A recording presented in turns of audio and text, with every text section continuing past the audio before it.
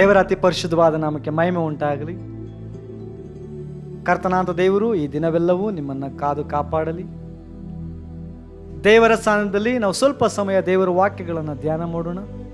ಅದಕ್ಕಿಂತ ಮುಂಚೆ ನಮ್ಮ ಕಣ್ಣುಗಳನ್ನು ಮುಚ್ಚಿ ನಮ್ಮ ಅಂತರಾತ್ಮವನ್ನು ದೇವರಿಗೆ ಸಮರ್ಪಿಸಿ ಪ್ರಾರ್ಥನೆ ಮಾಡಿ ಆಮೇಲೆ ದೇವರ ವಾಕ್ಯಗಳನ್ನು ಧ್ಯಾನ ಮಾಡೋಣ. ಪ್ರಾರ್ಥನೆ ಮಾಡೋಣ. ನಮ್ಮನ್ನು ಅತಿ ಹೇರಳವಾಗಿ ಪ್ರೀತಿಸುವ ಪರಲೋಕದ ದೇವರೇ, ನಿಮಗೆ ಸ್ತೋತ್ರಪ್ಪ. ದೇವರೇ, ವಾಕ್ಯಗಳನ್ನು ಬೋಧಿಸೋದಕ್ಕೆ ನಾನು ಶಕ್ತನಲ್ಲ, ಜ್ಞಾನಿಯೂ ಅಲ್ಲ ಅಪ್ಪ. ನನಗೂ ಸೇರಿ ನಮ್ಮೆಲ್ಲರಿಗೂ ನಿಮ್ಮ ನುಡಿಮುತ್ತುಗಳನ್ನು ಬೋಧಿಸಬೇಕಾಗಿ ನಿಮ್ಮಲ್ಲಿ ಪ್ರಾರ್ಥಿಸ್ತೋನೆ. ಒಳ್ಳೆಯವರು ಒಳ್ಳೆಯದನ್ನು ಮಾಡುವಾತನೇ, ನಿಮಗೆ ಕೋಟಿ ಕೋಟಿ ಸ್ತೋತ್ರ. ನಮ್ಮ ಜೊತೆಯಲ್ಲಿ ಮಾತಾಡಬೇಕಾಗಿ ನಿಮ್ಮಲ್ಲಿ ಬೇಡುತ್ತಾ ಯೇಸುವಿನ ಮುದ್ದಾದ ನಾಮದಲ್ಲಿ ಬೇಡುತ್ತೇನೆ, ಜೋಳ ತಂದೆಯೇ, ಆಮೇನ್. ದೇವರ ನಾಮಕ್ಕೆ ಮಹಿಮೆ ಉಂಟಾಗಲಿ. ದೇವರ ವಾಕ್ಯವನ್ನು ಕೇಳಲಿಕ್ಕೆ ಹೋಗುವಂಥ ವಾಕ್ಯ ಭಾಗ ಕೀರ್ತನೆಗಳು 3ನೇ ಅಧ್ಯಾಯ 5ನೇ ವಚನ. ಯೆಹೋವನು ನನ್ನನ್ನು ಕಾಪಾಡುವವನಾದ್ದರಿಂದ ನಾನು ಮಲಗಿಕೊಂಡು ನಿದ್ದೆ ಮಾಡಿ ಸುಖವಾಗಿ ಎಚ್ಚರಗೊಂಡೇನು ಎಂಬುದಾಗಿ ದೇವರ ವಾಕ್ಯದಲ್ಲಿ ಬರೀತಾ ಇರುವಂಥದ್ದು ನಾವು ನೋಡ್ತೇವೆ. ಈ ಮಾತನ್ನ ಭಕ್ತನಾದಂಥ ದಾವೀದನು ಹೇಳ್ತಾ ಇರುವಂಥದ್ದನ್ನು ನೋಡ್ತೇವೆ. ದಾವೀದನು ದೊಡ್ಡ ರಾಜ, ನಮ್ಮೆಲ್ಲರಿಗೂ ಗೊತ್ತಿರುವ ಹಾಗೆ ಆತನು ರಾಜ. ಆ ರಾಜ ಹೇಳ್ತಾ ಇರುವಂಥ ಮಾತೇನೆಂದರೆ, ನಾನು ದೇವರು ನನ್ನನ್ನು ಕಾಪಾಡಿದ್ದರಿಂದ ನಾನು ಸುಖವಾಗಿ ಮಲಗಿಕೊಂಡು ನಿದ್ದೆ ಮಾಡಿ ಎಚ್ಚರವಾದನೆಂಬುದಾಗಿ ದೇವರ ವಾಕ್ಯದಲ್ಲಿ ನೋಡ್ತಾರೆ. ಇವತ್ತು ಅನೇಕ ಜನ ನಿದ್ದೆ ಸರಿಯಾಗಿ ಮಾಡೋದಕ್ಕಾಗದೆ ನಿದ್ದೆ ಮಾತ್ರೆಯನ್ನು ತೆಗೆದುಕೊಂಡು ನಿದ್ದೆ ಮಾಡ್ತಾರಂಥದ್ದನ್ನು ನೋಡ್ತಾರೆ.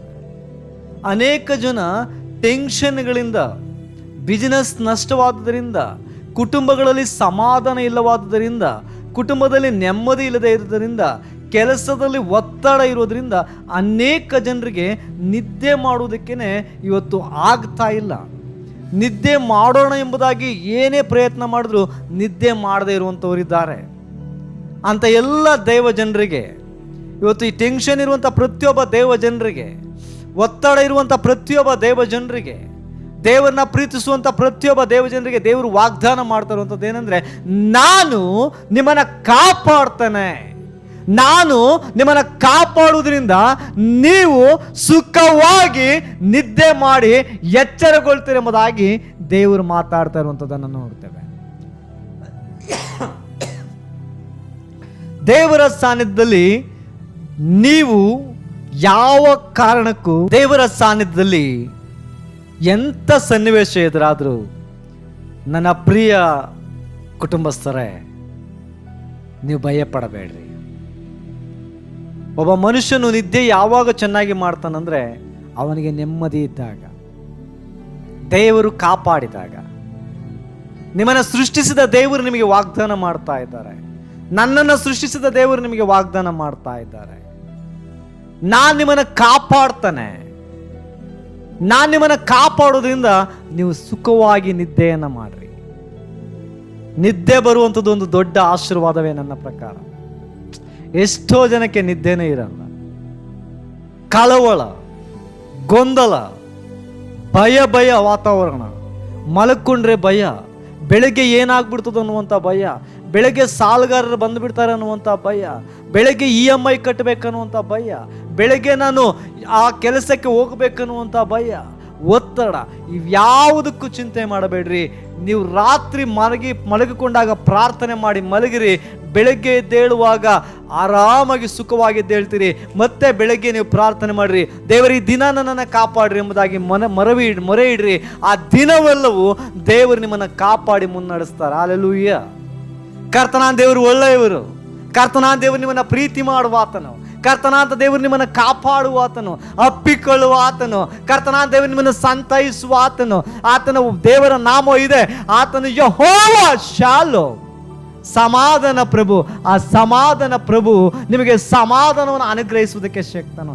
ಯಾಕೆಂದರೆ ನಿಮ್ಮ ಜೊತೆಯಲ್ಲಿ ದೇವರು ನಿಮ್ಮನ್ನು ಕಾಪಾಡೋದಕ್ಕಾಗಿದ್ದಾರೆ. ಅದಕ್ಕಾಗಿ ನೀವು ಭಯ ಪಡುವಂಥ ಅವಶ್ಯಕತೆ ಇಲ್ಲ. ಏನಾಗ್ತದೆ ಅನ್ನೋಂಥ ಭಯ ಪಡಬೇಡ್ರಿ. ದಾವೀದನಿಗೆ ಭಯ ಇತ್ತು, ಆದರೆ ದೇವರು ಕಾಪಾಡ್ತಾರೆ ಅನ್ನುವಂಥ ಧೈರ್ಯ ದಾವೀದನಿಗಿತ್ತು. ಅದಕ್ಕೆ ದಾವೀದನು ಹೇಳ್ತಾನೆ, ನನ್ನ ಬಲಗಡೆಯಲ್ಲಿ 1000 ಜನ, ಎಡಗಡೆಯಲ್ಲಿ 10,000 ಜನ ಸತ್ತು ಬಿದ್ದರು, ನನಗೇನು ಆಗಲ್ಲ ಅನ್ನುವಂಥ ಧೈರ್ಯ ದಾವೀದನಿಗಿತ್ತು. ಆ ಧೈರ್ಯ ನಿಮಗಿರಲಿ. ಆ ಧೈರ್ಯ ನಿಮಗಿರಲಿ. ದೇವರು ನಿಮ್ಮನ್ನು ಕಾಪಾಡ್ತಾನೆ. ಯಾವ ಸಾಲ ಬಾಧೆಗೂ ಭಯಪಡಬೇಡ್ರಿ. ಸಾಲ ಅನವಶ್ಯಕವಾಗಿ ಆಗಿರಬಹುದು, ಆದರೆ ಅದನ್ನು ತೀರಿಸುವುದಕ್ಕೆ ದೇವರು ಹೊಸ ಬಾಗಿಲನ್ನು ತೆರೀತಾರೆ. ದೇವರು ವಾಕ್ಯ ಹೇಳ್ತದೆ, ನಿಮ್ಮನ್ನು ಕಾಪಾಡುವಂತ ದೇವರು ಹೇಳ್ತಾರೆ. ನಿಮ್ಮನ್ನು ಕಾಪಾಡೋದಕ್ಕಾಗಿ ದೇವರು ವಾಗ್ದಾನ ಮಾಡ್ತಾ ಇದ್ದಾರೆ. ನಿನಗಾಗಿ ಒಂದು ಬಾಗಿಲು ಮುಚ್ಚಲ್ಪಟ್ಟರೇನು, ನಿನಗಾಗಿ ನಾನು 1000 ಬಾಗಿಲುಗಳನ್ನು ತೆರೆಯುತ್ತೇನೆ ಎಂಬುದಾಗಿ. ನಿಮ್ಮನ್ನು ಕಾಪಾಡೋದಕ್ಕಾಗಿ ದೇವರು ಹೊಸ ಹೊಸ ಮಾರ್ಗಗಳನ್ನು ತೆರೆಯುತ್ತಾರೆ. ಹೊಸ ಹೊಸ ಆಲೋಚನೆಗಳನ್ನು ದೇವರು ಮಾಡ್ತಾರೆ. ಹೊಸ ಹೊಸ ದಾರಿಯನ್ನು ದೇವರು ನಿಮಗಾಗಿ ಸಿದ್ಧ ಮಾಡ್ತಾರೆ. ನನ್ನ ದೇವ ಜನರೇ, ಭಯ ಪಡಬೇಡ್ರಿ. ಸುಖವಾಗಿ ನಿದ್ದೆ ಮಾಡ್ರಿ. ಬೆಳಗ್ಗೆ ಸುಖವಾಗಿ ಎಬ್ಬಿರಿಸುವ ಆತನು ದೇವರು ನಿಮ್ಮನ್ನು ಕಾಪಾಡಲಿ, ನಿಮ್ಮನ್ನು ಆಶೀರ್ವದಿಸಲಿ. ಎಂಥ ಸನ್ನಿವೇಶ ಬಂದರೂ ಭಯ ಪಡಬೇಡ್ರಿ. ನೀವು ಸಮಾಧಾನವಾಗಿ ಮಲಗಿಕೊಳ್ಳ್ರಿ. ದೇವರು ಸಮಾಧಾನವಾಗಿ ನಿಮ್ಮನ್ನು ಎಬ್ಬರಿಸ್ತಾರೆ. ದೇವರು ವಾಕ್ಯಗಳನ್ನು ಆಶೀರ್ವದಿಸಲಿ. ನಿಮ್ಮನ್ನು ದೇವರು ಕಾಪಾಡಲಿ. ನಿಮ್ಮನ್ನು ಯಾವಾಗಲೂ ದೇವರು ಕಾಪಾಡ್ತಾನೆ. ನಿಮ್ಮ ಜೀವಿತವೆಲ್ಲ ಕಾಪಾಡಿ ನಿಮ್ಮನ್ನು ಮುನ್ನಡೆಸಲಿ. ಆಮೇನ್. ಪ್ರಾರ್ಥನೆ ಮಾಡೋಣ. ಅಪ್ಪ, ನಮಗೆ ವಾಗ್ದಾನ ಮಾಡಿದ ವಾಕ್ಯಗಳಿಗಾಗಿ ನಿಮಗೆ ಸ್ತೋತ್ರ. ನಮ್ಮನ್ನು ಕಾಪಾಡಿ ಮುನ್ನಡೆಸಿರಿ ದೇವರೇ. ಅಬ್ಸಲೋಮನನ್ನು ದಾವೀದನ ವಿರುದ್ಧವಾಗಿ ಇದ್ದಾಗ ದಾವೀದನನ್ನು ಕಾಪಾಡಿ ಸುಖವಾಗಿ ನಿದ್ದೆ ಮಾಡಿ ಎದ್ದ ಹಾಗೆ ನೀವು ಮಾಡಿದ ಕೃಪೆಗಾಗಿ ಸ್ತೋತ್ರ. ಎಷ್ಟೋ ಜನಕ್ಕೆ ಗೊಂದಲ ಇದೆ, ಎಷ್ಟೋ ಜನಕ್ಕೆ ಕಣ್ಣೀರಿನ ವ್ಯಥೆ ಇದೆ, ಎಷ್ಟೋ ಜನಕ್ಕೆ ಇಕ್ಕಟ್ಟಿದೆ, ಎಷ್ಟೋ ಜನಕ್ಕೆ ಬಾಧೆ ಇದೆ, ಎಷ್ಟೋ ಜನಕ್ಕೆ ಸಮಸ್ಯೆಗಳು ಇದೆ ದೇವರೇ. ಅವೆಲ್ಲವುಗಳಿಂದ ಪಾರು ಮಾಡಿ ಪ್ರಿಯ ಎಲ್ಲ ನಿಮ್ಮ ಮುದ್ದು ಮಕ್ಕಳಿಗೆ ಸಮಾಧಾನವನ್ನು, ಶಾಂತಿಯನ್ನು, ನಿಮ್ಮ ಪ್ರೀತಿ ಕೃಪೆಯನ್ನು ನೀಡಿ ಆಶೀರ್ವದಿಸಬೇಕಾಗಿ ನಿಮ್ಮಲ್ಲಿ ಬೇಡುತ್ತಾ ಯೇಸುವಿನ ಮುದ್ದಾದ ನಾಮದಲ್ಲಿ ಬೇಡುತ್ತೇನೆ ಜೀವಳ ತಂದೆಯೇ. ಆಮೇನ್. ಆಮೇನ್. ದೇವರು ನಿಮ್ಮನ್ನು ಆಶೀರ್ವದಿಸಲಿ. ಆಮೇನ್.